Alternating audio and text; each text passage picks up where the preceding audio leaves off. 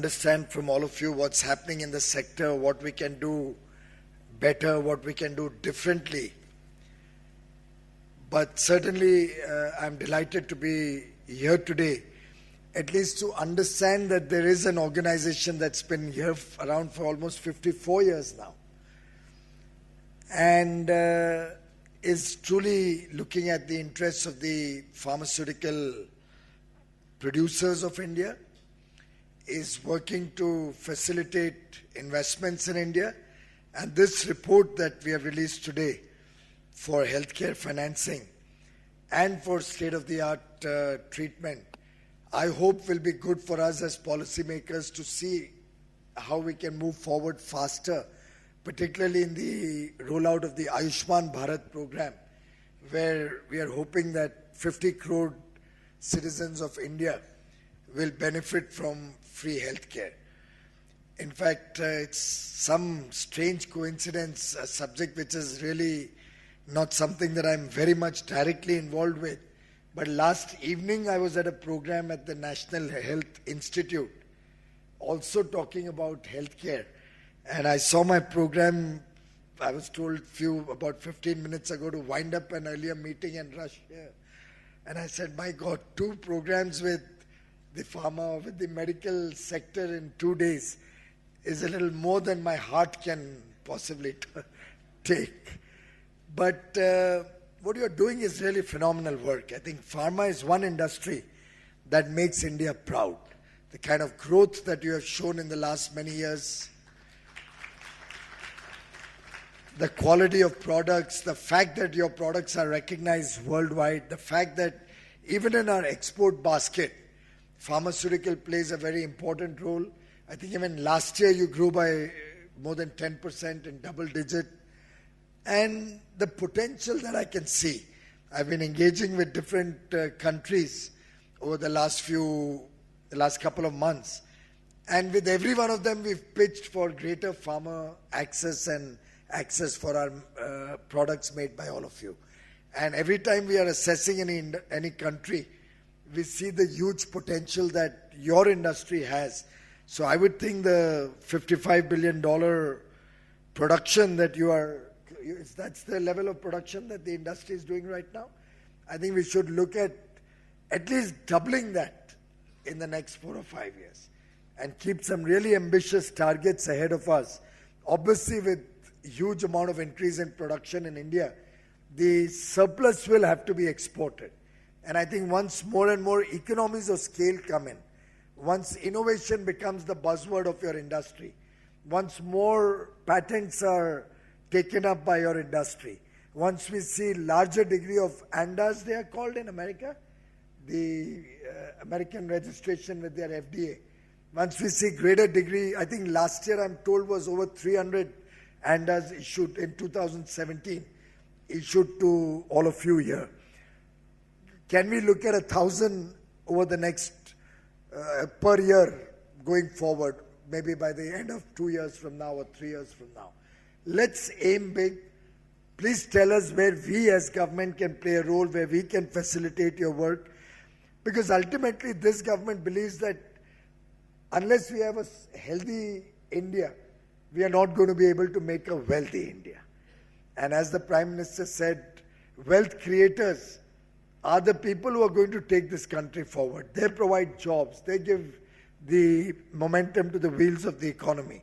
And all of you wealth creators are the persons who are going to make India a $5 trillion economy, moving forward a $10 trillion economy, or take us to the levels that at least will ensure a good quality of life for 1.3 billion Indians.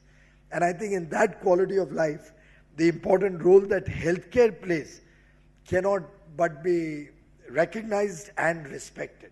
And therefore, even when we launched the Ayushman Bharat Yojana, the idea was not only to provide 50 crore people with free healthcare. The idea was to create an ecosystem across the country which is focused on actually preventive healthcare more than palliative or curative healthcare. I think you might have heard Prime Minister Modi talk about 200,000 wellness centers that we would like to see mushroom all across the country. End of the day, we can spend any amount of money, and other countries can claim they spend 3%, 5%, 6% on healthcare. While the government statistics may show or reflect smaller amounts being spent on healthcare directly by the center, but if one was to look at the whole ecosystem in the country, particularly the huge amounts of charitable institutions, the huge amounts of private sector-led investment in the healthcare sector, I think India does spend quite significant amount on this sector, on providing healthcare. But unfortunately, we never took the same amount of care to prevent illnesses. And if I may take a couple of examples and present them before you. Toilets, sanitary facilities.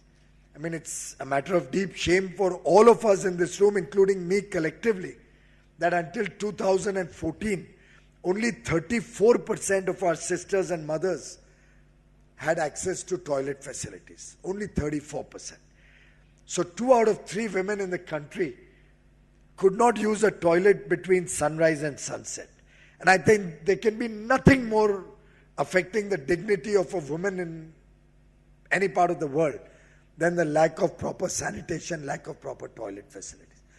And I think many of you here, maybe doctors or certainly the pharma industry, will appreciate the huge impact that had on the healthcare of the women. I'm told cervical cancer is also a pretty much a outcome because of bad sanitation facilities. I'm no expert at it, but that's what I was given to understand in some earlier program. I don't know the amount of impact that would have had on diseases related to the stomach or gynec problems and stuff like that. But I'm happy to say that this government invested 1,20,000 crores only in providing toilets to 10 crore families. 1,20,000 crores. Now that won't come in the healthcare spending, but it very clearly is a preventive measure to ensure better quality of life and less health issues for the women of India. When we are spending 3,50,000 crores in the next 5 years to take water to every home through pipeline and ideally through a tap, and ensure that across the country all homes get potable water, good quality potable water, I think the impact on healthcare is going to be humongous.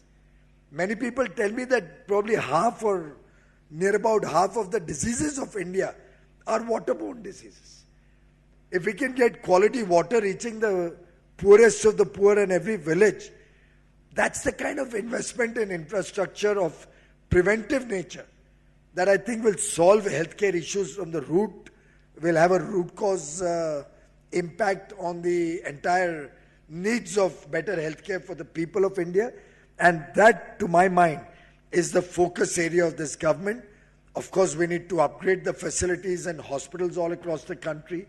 We need to have better quality medicines available at the right price for the people of India. The Jan Aushadhi stores, the stores for generic medicines at low cost that the government has promoted in a big measure across the length and breadth of India, are a step towards that direction, that even the poorest of poor can afford to have medical medicines and can treat themselves better. You've seen the new National Medical Commission bill that we have just passed. I think probably one of the most difficult things to do was getting this bill through. It's a little shade less than the 370 amendments that we were able to do in this session.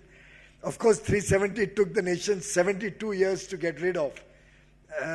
The problems that your sector, particularly the medical fraternity, was having, took us more than 10 years, more than a decade of dilly-dallying and vacillating and pushbacks before we could finally get the National Medical Commission. Nothing is going to change. The doctors are going to regulate the medical profession a tad more efficiently and effectively, I hope. But that tad more effectively is going to have a huge impact, because all of us in this room assembled here know what was happening in the past. I don't think I need to labor that point. But it's time that we all recognize these problems, address them from the root, and came up with solutions which are sustainable, which will have a huge impact on the future of the healthcare sector. And I think you as pharmaceutical producers, you as innovators, you as patent holders, you as producers, you are the only way we are going to be able to take prosperity to the entire nation. I wish all of you the very best in your work going forward. I'd invite your representatives to come to me if you have any issues for the sector which we can address, any issues relating to promotion of pharmaceutical in a bigger way, any issues where you can give us some good suggestions to take healthcare to the remotest corners of India.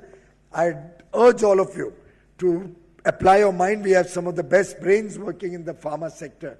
I'd urge all of you to please work collectively or work in smaller groups on different sectors of the pharma industry and then present to us what we can do as government or as policymakers to help you go across the $100 billion Rubicon as producers and help us ensure universal health care for every citizen of India. My best wishes to all of you. Thank you. Thank you, sir, for sharing your views on building a healthy and innovative India. We request our President to hand over a small memento to Minister.